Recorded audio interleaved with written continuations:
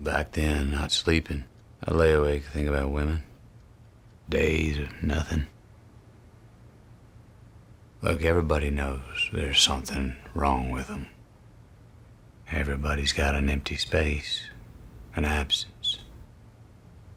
And that's the silence of God. And it don't go away. And everybody wants some cathartic narrative for it, the guilty especially. But everybody's guilty. You know that. You may look upon life as an unprofitable episode, disturbing the blessed calm of non-existence.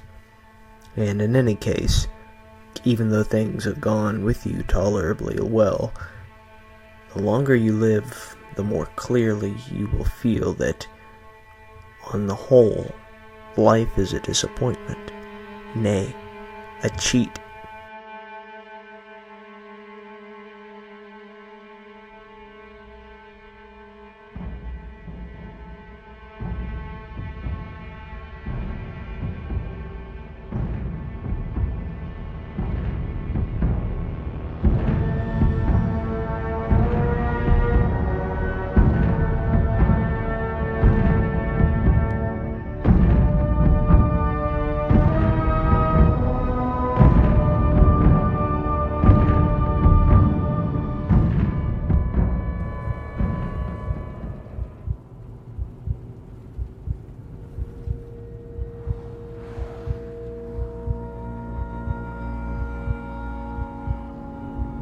From the very first frame of HBO's True Detective series, you can almost taste the moodiness imbibed. The narrative flows, leaping timelines, much like a cosmic novel of some variety.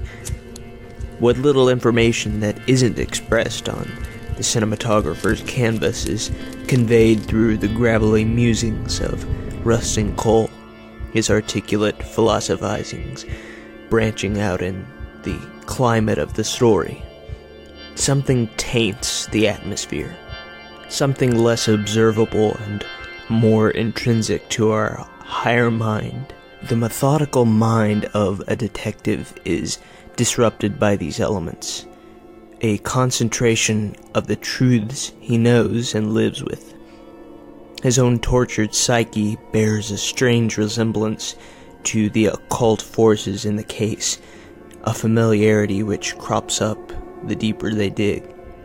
Part of the intrigue and what delivers with this season in particular is the relational battle between the two detectives, neither falling back or giving quarter, but both set solidly in their own lives and methods that define them as unique individuals.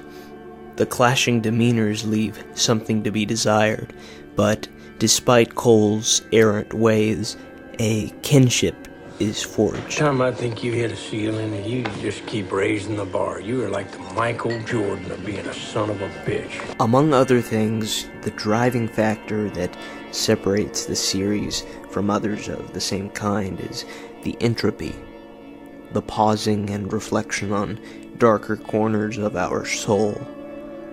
Where Cole seeks a kind of perverse gratification in pessimism, Marty seems content and leery to pursue his partner's worldview.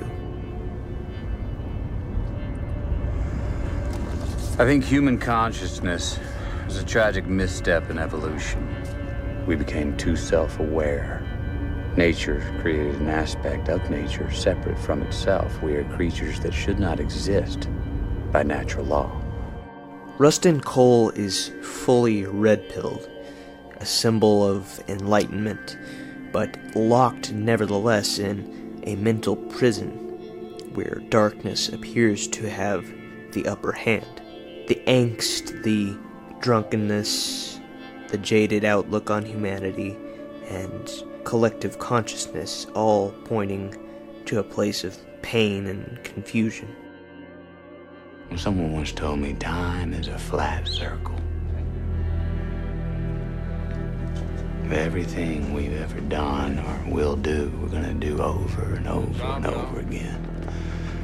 And that little boy and that little girl, they're gonna be in that room again.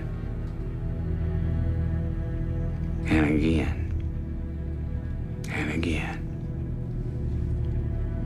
Forever.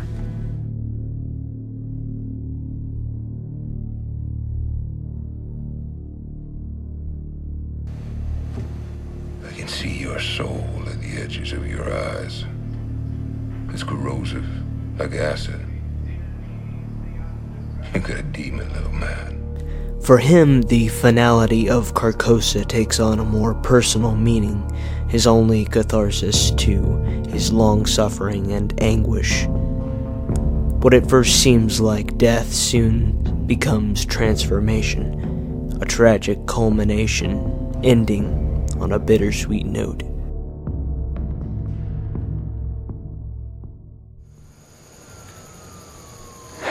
I tell you, Marty, I've been up in that room looking out those windows every night here, just thinking.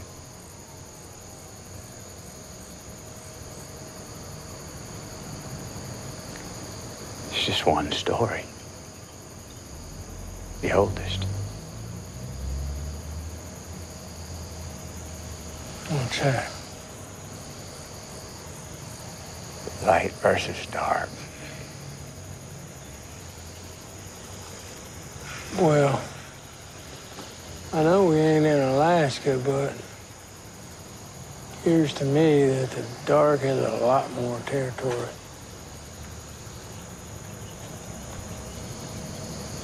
Yeah. You're right about that.